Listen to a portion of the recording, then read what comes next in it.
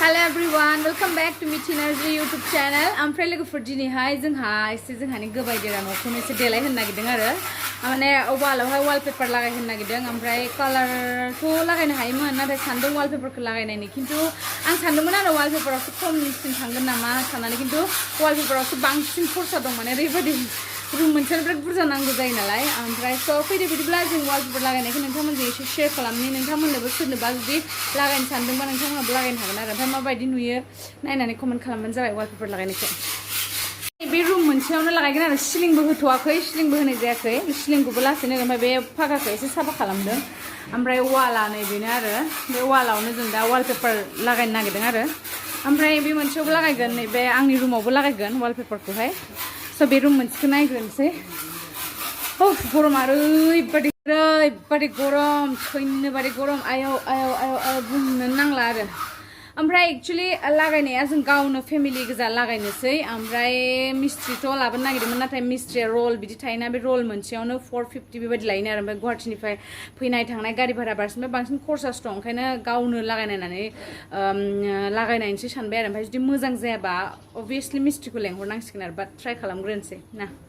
गासिबो सामानफोरा लाइटबो फिटिं खालामगोन माने न'आव दिनैहाय लाइटबो बानायगोन आरो ओमफ्राय वालपेपारा नैबेनो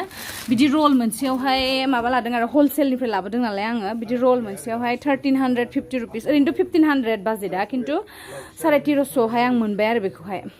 बिदि रल मोनसेयाव आरो ओमफ्राय बे नै बेबो बेखौ आंनि रुमाव लागायनोसै ओमफ्राय बेखौहाय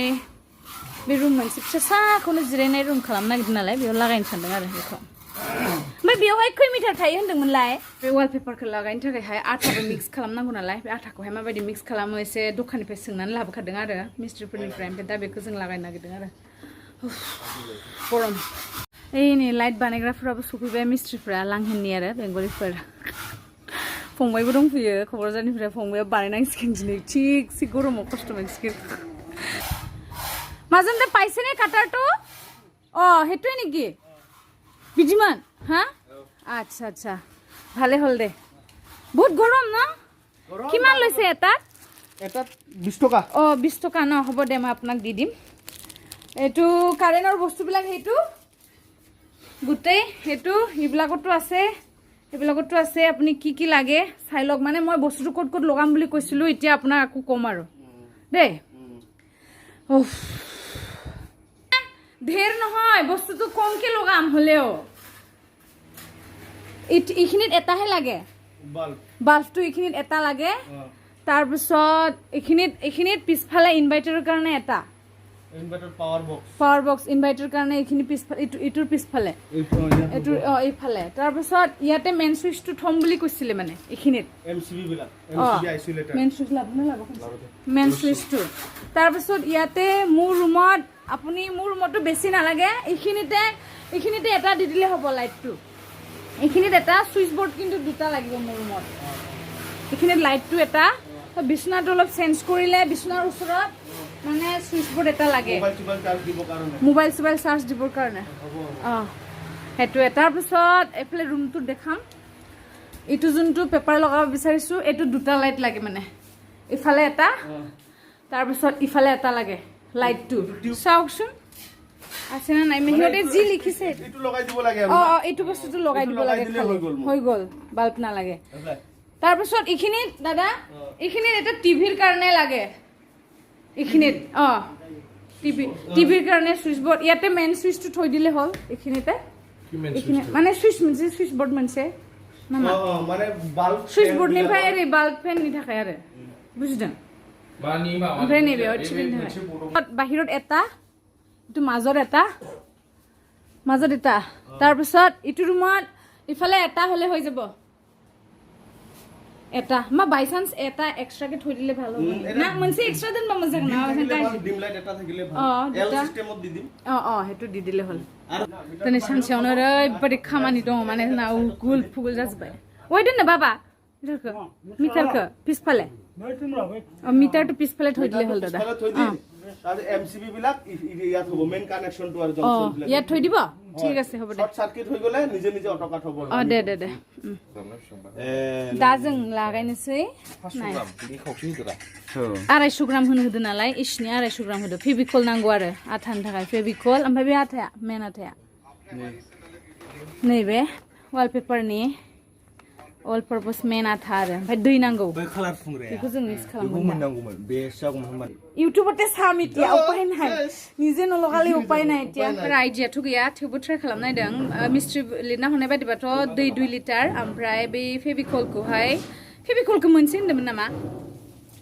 फेबिकलखौ 250 ग्राम ओमफ्राय आथा पेकेटआ मोनसे आरो गावसोरनिफ्रायनो मोनखायो बेखौ लागायनांगौ होनदों आरो लागायनानै बेखौ वालाव नायनोसै दा उल्टा पुल्टा जाबाय सेस सुइच बोर्ड लगाय दिम ना कि दादा जी लगाय दिम सामसुन आदि वेयरिंग टु ओमफ्राय जाथावथाव जाबावबाय ना नै लाबो फेंफोना ओंखारदों नामा इदि आंखौ गानहो दे फाइनाली खामानि स्टार्ट दादा এইখিনি লগালে পিছত সিলিংৰ কাৰণে প্ৰবলেমটো নহব না दे হ'ব दे दा बिथिंजाय लागायग्रोनोसै स्टार्ट ओरै वालखौ होग्रोनो सानदों र' नायनि जागोन ना जाया ना नोंसोर जायो ओमफ्राय आंनि रुमनि कालारा आं एसे गोल्डेन टाइप गोल्डेनबो नङा मा होनगोन बेखौ व्हाइट अफ व्हाइट ना बिदि कालारखौ लागायनो सानदों आरो आं स्टेन्डार्ड कालार आरो खिन्थु आं बुंखाबायानो लोगोफोर माने आं सानदोंमोन आं सानदोंमोन कालार खालामोबा खम खारगोन बारा खारगोन एखौबा खिन्थु एसे बारा खारबाय माथो दे रल बेबायदि खस्थ'ना वालपेपार लागायनाया मिस्ट्रि गैयिनि खोथा टेनसन जाजोब्बाय जोंनि आइडिया हिसाबै बेखौ ओरै सुखानानै हासिनानै कालार होनानै लागायनोसै उपाय गैया जों लागायग्रोनोसै ओमफ्राय नोंथांमोननो दा लास्टआव आं फाइनाल लुक्सखौ देखायनोसै ओमफ्राय दा बे हांसोखौ सिथानोसै मानसि बुरजा ना दिनै गोगां फुबाय नै गिदिरथार खै केजिसो जागोनथाय बेयो 3 केजिसो जागोन दा हांना बारासो जागोन खोमा 3 केजि बारनो हागौ जोंनिथिं हांसोआ दा केजिसेयाव 350 गोलोमफ्रुजोब्बाय ओमफ्राय बै सानैखौ नाहरलाय मिस्ट्रिफोरा बेस्रा लाइट बानायनाय आरो बोरै गरमजों सैज्य हायैनि जिरायनानै थाजोब्बाय बाहेरायाव न' सिङाव दानो हाला गैया गेसावनो संबाय जों हांसोखौ ना मोजां गोदानसै लाय रोगाबाय आं जि मोजां गोदासिगोन नोजोरा मोजां गोदाबाय नै नोजोरा फिसा गोदागोन आरोना बे जि मोजांनो लेटार पेटार न' दादा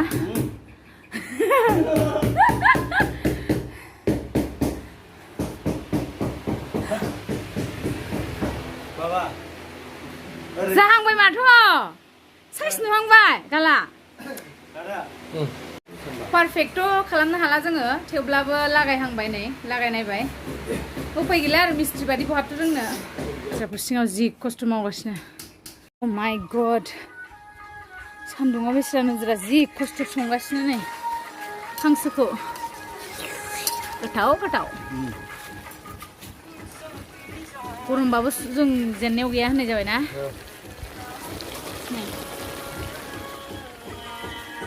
वाव सामब्राम गुफुर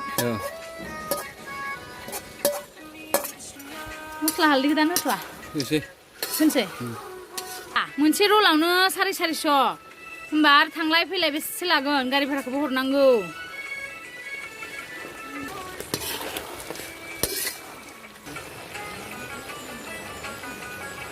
ओहो बानलु गुन्दैबावसो हांसो बेदराव बानलु गुन्दैना गोथाव जाखायो एसे बाव गोसा हो बानलु गुन्दैसो होखानांगौ साखि नायनानै होनो हागोन ना वाव बरफ फानफैदों बरफ बाती আছে নেকি দাদা কি আছে এইটো বৰফ আমি সৰু টাইমত বহুত খাইছিলো চাও নং মাকে যাগोन অৰেঞ্জखौ 10 টকীয়া দে ছটা এইটো দে অৰেঞ্জটো দিবি এইটো কিমান এটা 10 টকা এইটো তিনটা দিবি আৰু এজনীটো এইটো খাব বলে বেবিছা দেখি 5 টাকা তো নাই এটো 10 টাকা 10 টাকা কেন যাদবরা নালে এটো দুটা আর এই অরেঞ্জ কালার তো দুটা দিবি উপায় গিয়া হাই দিকে জ্বালাবেন जोंना गामियाव हाय मोना नङाबा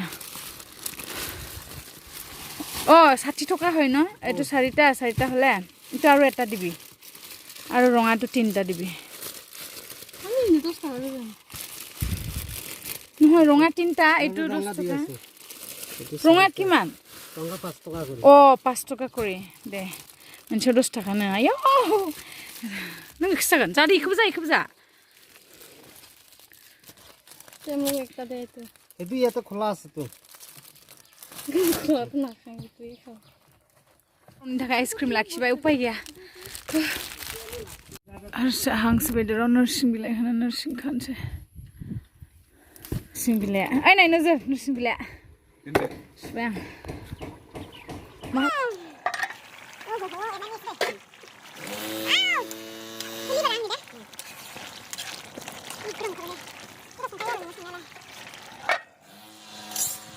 अबस्था गैला उल्टां फाल्टां सेस oh my god सेस so finally बेयाव दङ मैथा ना आसार हांसो दालि ओमफ्राय खुसिया बेदर जाबाय आरो बेसेराफ्रा ओरैबादि गरम खिन्थु ओंख्रिफ्रा ओरैबादि गोथाव जादों जानोसै मैथा ना गोरै हांसो बेदर गरम बाव सोलायदों दसे मैसोखौ जानोबा हा मैसो जानोबा मैसोखौ जाग्रोनि र' गरमाव जानायखौथ' भिडिअ लाबोनो हाला जाग्रोनि स' एभ्रिवान दिनैहाय मोनागुलायबाय आरो नाथाय नोंथांमोननो आं दिनै फाइनाल लुक्सखौ देखायनो हानाय नंला सियर नोंथांमोननो आङो नेक्स्ट माने मालाबानि भिडिअआवहाय लाबोनो फाइनाल लुक्सखौ लाबोनो नाजासिगोन दिनैथ' कमप्लिट जायासै मोनाबाय माने हानायबो नङा आरोखि ना ओंखायनो आरो स' दिनैनि ब्लगखौ फोलावबाय थाला आङो बेसेखिनिखौनो बानायनानै दोनथ'बाय नेक्स्ट ब्लगाव नोंथांमोनजों थाबैनो लोगो मोनगोन दे बाय बाय